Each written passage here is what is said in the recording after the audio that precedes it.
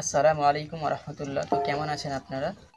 তো আরও একটি নতুন ভিডিও নিয়ে আপনাদের সামনে উপস্থিত হয়েছি। ছাগল সংক্রান্ত বিভিন্ন রকম তথ্য জানতে আমাদের চ্যানেলটি অবশ্যই সাবস্ক্রাইব করবেন, লাইক করবেন এবং পাশে থাকা বেল আইকনটি প্রেস করবেন।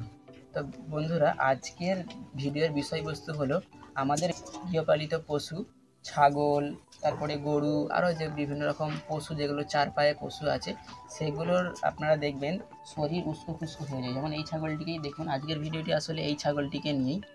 এই ছাগলটির আলহামদুলিল্লাহ ট্রিটমেন্ট শুরু হয়েছে, যে গায়ে যে উস্কো খুস্কো ভাব কিংবা রোগা হয়ে যাচ্ছে ধীরে ধীরে। মায়ের দুধ প্রথম থেকেই অনবরত খেয়েই চলেছে, কিন্তু দুধ ও যে একটা মোটা সোটা হবে সেরকম কিন্তু হচ্ছে না।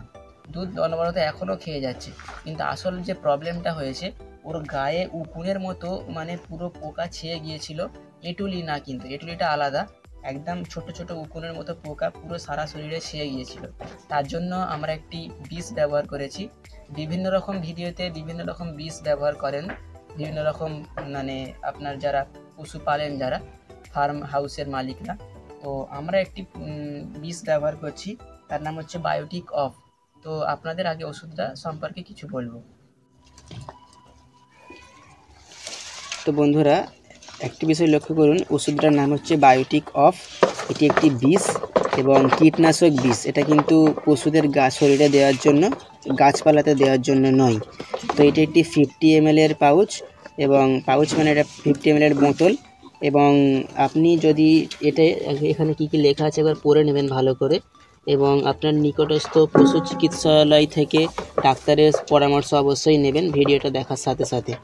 আপনারা দেবেন 1 লিটার পানিতে 1 ml দেবেন। আপনারা গুনে গুনে, এই যে কাঁপা আছে না, কাঁপাটা মাপার জন্য দেওয়া হয়েছে। আপনারা এখানে দেখুন, ধীরে ধীরে এখানে 5 ml আছে, 10 ml, 15 ml, 20 ml, 25 ml, এরকম করে 30 ml একটা পাউচ আছে। একদম নিচে আপনি কয়েক ফোঁটা দেবেন 1 লিটার পানিতে। বেশি দিলে কিন্তু অসুবিধা আছে। আপনি দেখবেন পানিতে দিলেই দুধের মতো সাদা হয়ে যাবে। এবং এটি পুরো হোল বডিতে একটা ন্যাকড়া দিয়ে বা কাপড় ছেঁড়া দিয়ে মিশিয়ে দেবেন, মিশিয়ে আর ওর গায়ে মাখিয়ে দেবেন। তো আরও কিছু বিষয় আপনাদের জানাচ্ছি, চলুন দেখা যাক। তো ভিউয়ার্স, আমরা এখন এই বিষটি ব্যবহার করব, বায়োটিক অফ। তো আমরা কিভাবে এটি প্রস্তুত করব, প্রথমে একটি দেখুন, এই পাত্রে আমরা একদম কম করে পানি নেব এবং 4-5 ফোঁটাতে দিয়ে, আর এই যে হাতে ন্যাকড়া দেখতে পাচ্ছেন, এই ন্যাকড়াতে ভিজিয়ে আর ছাগলটির গায়ে আমরা মাখাবো। তো দেখুন আমরা কিভাবে কাজটা করছি। তো ভিউয়ার্স দেখুন আমরা কত পরিমাণ বিষটা দিচ্ছি।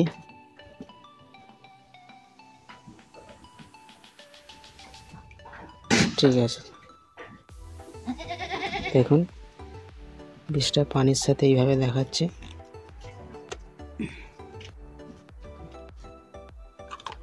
এবার এটাকে আমরা গুলে নেব,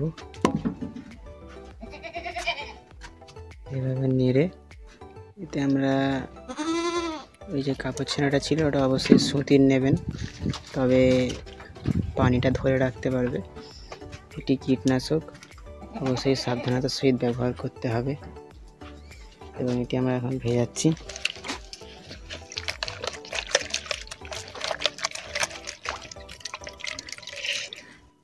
ভেজানো হয়ে গেছে।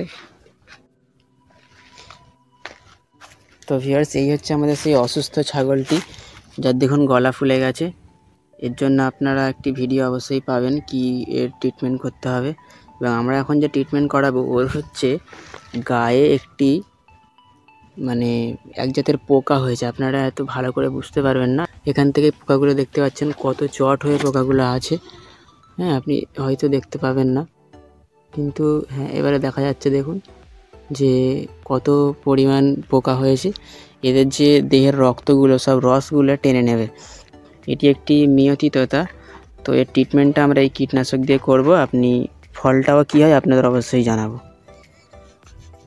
দেখুন এই বিষটা ডুবিয়ে নিয়ে এর গায়ে ঘষা হচ্ছে ভালো করে, একদম লোম থেকে চামড়ার ভিতরে যেন যায়।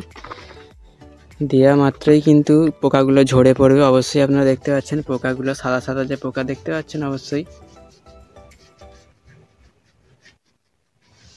পুরো সারা শরীরে এটা ঘষা হবে। এই এটা নিয়ে বিষটা নিয়ে আপনারা ধৈর্য ধরে অবশ্যই দেখতে থাকুন। ভিডিওর শেষে আমি কাছে নিয়ে গিয়ে ভালো করে দেখাবো যে পোকাগুলো কিভাবে নষ্ট হয়ে যাচ্ছে, মরে যাচ্ছে।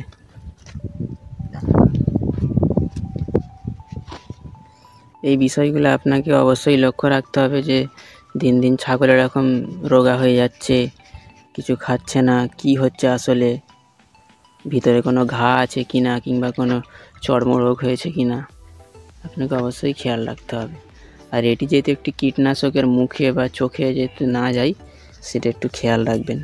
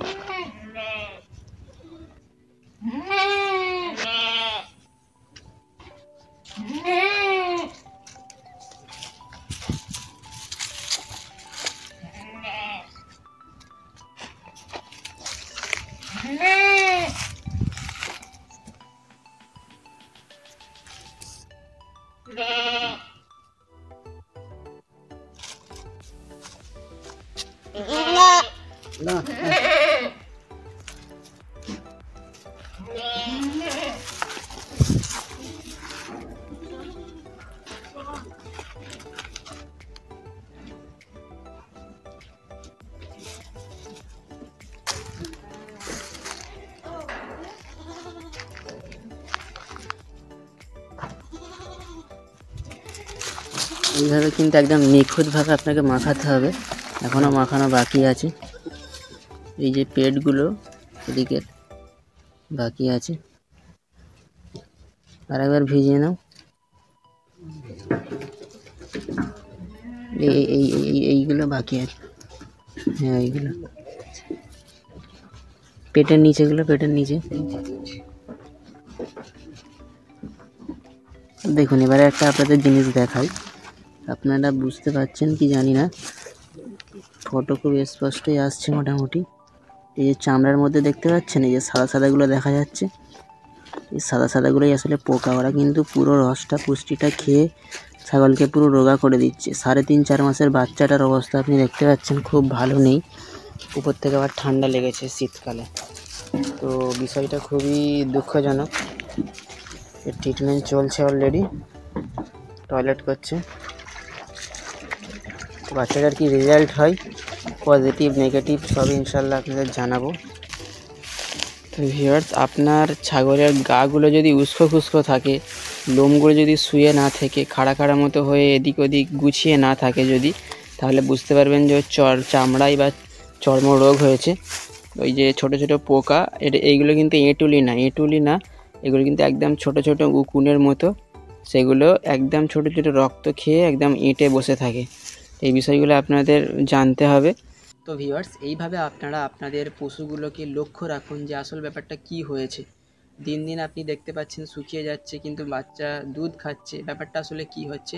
এবং খুঁড়ের ভিতরে ঘা হতে পারে, বুকে ঘা হতে পারে, খুঁড়ের ভিতরে যে মানে 2 খুঁড়ের মধ্যবর্তী স্থানে, কিংবা পিছন দিকে, কিংবা পেটে দুধের মোড়ের ওখানে যেগুলো খাসি আছে, সেই খাসির যেখানে আপনি চেপে দিয়েছেন কিংবা কেটে খাসি করেছেন, ওখানে ইনফেকশান হয়ে যেতে পারে।